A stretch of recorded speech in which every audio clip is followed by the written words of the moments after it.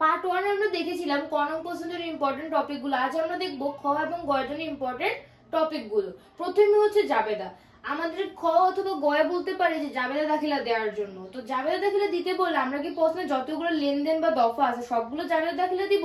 না, আমরা শুধুমাত্র ব্যাংক বিবরণীর যে কাজগুলো বা ব্যাংক বিবরণীর যে দফাগুলো আমি প্রথম ভিডিওতে বলেছি, ব্যাংক বিবরণীর দফা বা ব্যাংক বিবরণীর কাজ এবং নগদান বইয়ের কাজ আমি প্রথম ভিডিওতে দেখিয়েছি। তো আমরা হচ্ছে ব্যাংক বিবরণীর যে কাজগুলো বা দফাগুলো আছে সেই দফাগুলো এবং হচ্ছে প্রত্যাখ্যান, যত ধরনের প্রত্যাখ্যান থাকবে, চেক প্রত্যাখ্যান, বিল প্রত্যাখ্যান, ইস্যুকৃত চেক বা জমাকৃত চেক, সেটা যেটাই হোক, ইস্যুকৃত চেক প্রত্যাখ্যান, জমাকৃত চেক প্রত্যাখ্যান, এই যে প্রত্যাখ্যান বা অমর্যাদাকৃত এই ধরনের দফাগুলো আর হচ্ছে ব্যাংক বিবরণীর কাজগুলো, আমরা এই দুই ধরনের দফাগুলো হচ্ছে আমরা এই দুই ধরনের দফার হচ্ছে আমরা জাবেদা দাখিলা দিব।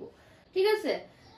আর প্রশ্ন যদি বলে যে ব্যাংক বিবরণীর দফাগুলো জাবেদা দাও, আমাদের কিন্তু বলেই দিছে ব্যাংক বিবরণীর দফাগুলো, তখন আমরা কি করব? তখন আমরা শুধুমাত্র ব্যাংক বিবরণীর যে দফা ওই সকল দফা বা কাজ, অর্থাৎ ব্যাংক কাজ বলতে আমি বুঝাচ্ছি যে ব্যাংক বিবরণীতে যে সকল দফাগুলো লিপিবদ্ধ হয় সেটাকে আমরা বলতেছি ব্যাংক বিবরণীর কাজ। তো ব্যাংক বিবরণীর কাজ বা দফা আমরা হচ্ছে শুধু ওই সকল দফাগুলোরই জাবেদা দাখিলা দিব। ঠিক আছে? যখন প্রশ্নে আমাদের ডাইরেক্টলি বলে দিবে। এবার আমরা আসি ব্যাংক সমন্বয় বিবরণীতে। আমি এখানে একক জের উভয় জের দোনোটাই দিয়েছি। তো আমাদের প্রশ্নে যদি একক জেরের ক্ষেত্রে আমি বলতেছি, একক জেরের ক্ষেত্রে ব্যাংক বিবরণী অনুযায়ী ব্যাংক জমা যদি দেওয়া থাকে, আমাদের প্রশ্নে ব্যাংক বিবরণী অনুযায়ী ব্যাংক জমা দেওয়া থাকলে আমরা একক জেরের ক্ষেত্রে ব্যাংক সমন্বয় বিবরণী করার সময় একক জেরের ক্ষেত্রে হচ্ছে দুই ধরনের দফাগুলো আমরা অ্যাড করব। একটা হচ্ছে অর্থাৎ দুই ধরনের দফা নিয়ে আমরা কাজ করব। একটা হচ্ছে নবকাজ এবং ববি কাজ, অর্থাৎ নবকাজ মানে নগদান বইয়ের কাজ, আর ববি বলতে হচ্ছে ব্যাংক বিবরণীর কাজ। আমরা এই দুই ধরনের দফাগুলো নিয়ে টোটাল কাজ করব। ঠিক আছে? আর অন্য কোনো দফা না, আর অন্য কোনো দফা আমরা কাজ করব না। আমরা শুধুমাত্র হচ্ছে নগদান বইয়ের কাজ আর হচ্ছে ব্যাংক বিবরণীর কাজ, এই দুই ধরনের দফা নিয়ে আমরা কাজ করব। আমরা চেক প্রত্যাখ্যান করছি, এই যে প্রত্যাখ্যানের যে জাবেদাগুলা ওইগুলা, তারপর যে টাকার অঙ্কে ভুল, অনেক সময় থাকে হচ্ছে যে ব্যাংক বিবরণীতে লেখা হয়েছে 1000 কিন্তু আমি নগদান বইতে লিখে রাখছি হয়তো 800 টাকা। এই যে টাকার অঙ্কে ভুল, এই টাকার অঙ্কে ভুলের এই লেনদেন, এই দফাগুলা বা লেনদেনগুলা, তারপরে প্রত্যাখ্যান, এই ধরনের দফাগুলো আসবে না যদি আমাদের ব্যাংক বিবরণী অনুযায়ী ব্যাংক জমা বা ব্যাংক জমাতিরিক্তের উদ্বৃত্ত দেওয়া থাকে। সেই ক্ষেত্রে আমরা ব্যাংক সমন্বয় বিবরণী করার সময় আমরা শুধুমাত্র দুই ধরনের দফা নিয়ে কাজ করব। একটা হচ্ছে নগদান বইয়ের কাজ বা নগদান বইয়ের দফা, আর একটা হচ্ছে ব্যাংক বিবরণীর কাজ বা ব্যাংক বিবরণীর দফা, এই দুই ধরনের দফা। উভয় জেরের ক্ষেত্রে আমরা ব্যাংক বিবরণীর পাশে, উভয় জেরের ক্ষেত্রে আমরা ব্যাংক বিবরণীর পাশে শুধুমাত্র এক ধরনের দফা বসাবো, সেটা হচ্ছে নগদান বইয়ের যে দফাগুলো আছে আমরা শুধুমাত্র নগদান বইয়ের দফাগুলো হচ্ছে আমাদের ব্যাংকের পাশে বসাবো। ঠিক আছে? তারপরে হচ্ছে নগদান বই অনুযায়ী ব্যাংক জমা। আমাদের প্রশ্নের শুরুতে দেওয়া আছে নগদান বই অনুযায়ী ব্যাংক জমা। তখন আমরা ব্যাংক সমন্বয় বিবরণী করার সময় কোন কোন দফাগুলো এন্ট্রি করব? আমরা এখানে হচ্ছে নগদান বইয়ের কাজ, ব্যাংক বিবরণীর কাজ, প্রত্যাখ্যান, এই যে আমি একটু আগে বলছি যে প্রত্যাখ্যানটা কিন্তু এখানে আসে নাই। ঠিক আছে? যখন আমাদের ব্যাংক বিবরণী যে ব্যাংক জমা দেওয়া ছিল তখন কিন্তু আমরা প্রত্যাখ্যানের কোনো কাজ করিনি, টাকার অঙ্কে ভুল এই ধরনের কোনো দফা আমরা কিন্তু এখানে লিখি নেই। কিন্তু যখন নগদান বই অনুযায়ী আমাদের ব্যাংক জমা বা ব্যাংক জমাতিরিক্ত দেওয়া থাকবে, তখন আমরা যখন ব্যাংক সমন্বয় বিবরণী তৈরি করতে যাব তখন আমরা হচ্ছে এই যে প্রত্যাখ্যান, আমাদের প্রশ্নে যদি প্রত্যাখ্যানের কোনো দফা থাকে, টাকার অঙ্কে ভুল এমন কোনো দফা প্রশ্নে যদি দেওয়া থাকে, আমরা এই 4 ধরনের দফা হচ্ছে আমরা কাজ করব। 4 ধরনের দফা নিয়ে আমরা কাজ করব। আর উভয় জেরের ক্ষেত্রে হচ্ছে আমরা নগদের পাশে, উভয় জেরের ক্ষেত্রে আমরা হচ্ছে নগদের পাশে, মানে আমাদের উভয় জায়গাতে দুইটা পাশ থাকে। একটা হচ্ছে নগদের জন্য, এক পাশে হচ্ছে আমরা লিখি নগদান বই অনুযায়ী ব্যাংক জমা, আর এক পাশে লিখি আমরা ব্যাংক বিবরণী অনুযায়ী ব্যাংক জমা। তো আমরা নগদের পাশে আমরা 3 ধরনের দফা নিয়ে কাজ করব। ঠিক আছে? একটা হচ্ছে আমরা ব্যাংক বিবরণী, একটা হচ্ছে প্রত্যাখ্যান, একটা হচ্ছে টাকার অঙ্কে ভুল, এই 3 ধরনের দফা নিয়ে আমরা কাজ করব যখন আমরা ব্যাংক সমন্বয় করতে যাব। তো এখানে আমি সংক্ষেপে লিখছি যাতে আমরা সহজে বুঝতে পারি। আচ্ছা, এই যে আমি তখন প্রত্যাখ্যানের কথা বললাম, তা আমরা এখন কথা হচ্ছে প্রত্যাখ্যানগুলো আমরা কোথায় লিখবো? আমরা কি যোগে লিখবো না বিয়োগ? কারণ আমাদের তো দুইটা পাশ থাকে, একটা যোগ থাকে একটা বিয়োগ থাকে। এখন আমি চেক প্রত্যাখ্যান করছি, বা তখন আমি কি যোগে লিখবো না বিয়োগে? আমি ইস্যুকৃত চেক প্রত্যাখ্যান করছি।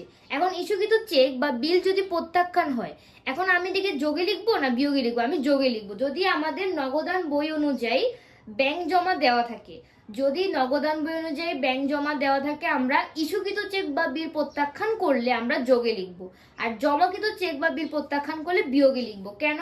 কারণ ইস্যুকৃত চেক প্রত্যাখ্যান করছি, আমি যখন চেক ইস্যু করছি তখন আমি জাবেদা দিয়েছিলাম কি? আমরা জাবেদা দিছি হচ্ছে প্রদেয় হিসাব ডেবিট, ব্যাংক হিসাব ক্রেডিট। এখন যখন চেকটা প্রত্যাখ্যান হয়ে গেছে তখন এটা জাবেদাটা কি হয়ে গেছে? উল্টে গেছে, ব্যাংক হিসাব ডেবিট হয়ে গেছে, প্রদেয় হিসাব হয়ে গেছে ক্রেডিট। এখন ব্যাংক হিসাব যেহেতু ডেবিট, ডেবিট মানে কি? মানে টাকাটা বাড়ছে, তাহলে আমরা কি করতে হবে? যোগ করতে হবে। সেজন্য আমরা ইস্যুকৃত চেক প্রত্যাখ্যান করলে যোগ করব, আর জমাকৃত চেক প্রত্যাখ্যান করলে কি করব? বিয়োগ করব। সেম, কারণ জমাকৃত চেক প্রত্যাখ্যান করলে আমাদের জাবেদাটা হচ্ছে, জমাকৃত চেক প্রত্যাখ্যানের জাবেদাটা হচ্ছে ব্যাংক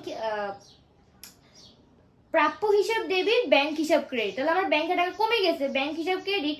তো এখন যেহেতু ব্যাংক হিসাব ক্রেডিট, তাহলে আমরা কি করব? আমরা বিয়োগে করব। আমরা যখন নগদান বই অনুযায়ী ব্যাংক জমা দেওয়া থাকবে, জমাকৃত চেক প্রত্যাখ্যান বা বিল যদি প্রত্যাখ্যান দেওয়া হয়, সেক্ষেত্রে আমরা কি করব? এটাকে বিয়োগে লিখব।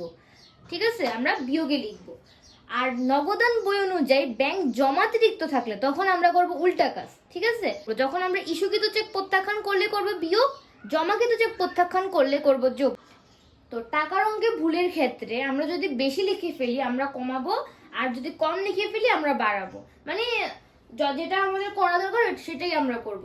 অর্থাৎ আমি বিনিয়োগের সুদ পেলাম 1200 টাকা, লিখলাম হচ্ছে 1300 টাকা। এই যে আমরা 100 টাকা বেশি লিখে ফেলছি, এখন আমাদের কি করতে হবে? কমাইতে হবে। তা আমরা কি করব? বিয়োগ করব। আরেকটা উদাহরণ হতে পারে যেমন প্রাপ্য বিল। প্রাপ্য বিল হচ্ছে 4000 টাকার একটা প্রাপ্য বিল, ব্যাংক হচ্ছে বাট্টা করছে 3500 টাকা। ঠিক আছে, এখন 3500 টাকা আদায় করছি, কিন্তু আমি কি করছি? নগদান বইতে সম্পূর্ণ মূল্য লিখছি বিলের, অর্থাৎ আমি 4000 টাকাই লিখছি। এখন 4000 টাকা যেহেতু লিখছি, এখন আমি যে 500 টাকা বেশি লিখছি, আমি 500 টাকা কি করতে হবে? কমাতে হবে। সেজন্য আমরা কি করব? বিয়োগ করব। কমানোর জন্য বিয়োগ করব। আর যদি আমরা বেশি লিখে ফেলি, কমাবো। তো এটা হচ্ছে নগদান বই অনুযায়ী যখন আমাদের ব্যাংক জমা দেওয়া থাকবে তখন আমরা এই কাজটা করবো। আর যখন নগদান বই অনুযায়ী ব্যাংক জমাতিরিক্ত, এই যে ব্যাংক জমাতিরিক্ত মানে জিনিসটা ঘুরে যাবে। ঠিক আছে, নগদান বই অনুযায়ী ব্যাংক জমাতিরিক্ত মানে ঘুরে যাবে। অর্থাৎ আমাকে বেশি লিখলে কি করার কথা ছিল? বিয়োগ করার কথা। আমি বেশি লিখে ফেলছি ভুলে, আমি এখন বিয়োগ করার কথা ছিল, কিন্তু আমাকে যেহেতু জমাতিরিক্ত, আমাকে উল্টা করতে হবে। আমি বেশি করছি, কমানোর পরিবর্তে আমাকে কি করতে হবে? যোগ করতে হবে। বিয়োগের পরিবর্তে আমরা করব যোগ। আর আমি ভুলে কি করছি? কম লিখছি। এখন আমাকে বাড়ানোর কথা ছিল, বাড়ানোর জন্য আমরা যোগ করার কথা ছিল, কিন্তু আমরা করব বিয়োগ। ঠিক আছে, কারণ ব্যাংক জমাতিরিক্ত দেওয়া আছে। এটা হচ্ছে টোটাল একটা আসলে ব্যাংক সমন্বয় একদম কমপ্লিট। এটা যদি আমরা ভালো করে করতে পারি, এই সূত্রগুলো যদি আমরা মনে রাখি, এই সূত্রগুলো যদি আমরা ব্যবহার করি, তাহলে আমরা সহজেই কিন্তু সমাধান করতে পারবো। আশা করি তোমাদের এটা উপকার হয়েছে। উপকার হলে আমাদের পাশেই থাকবে এবং সামনের ভিডিওগুলো অবশ্যই দেখবে, কারণ সামনের ভিডিওতে আমরা দেখবো জাবেদা। আমরা সকল প্রকার জাবেদা কভার করার চেষ্টা করব।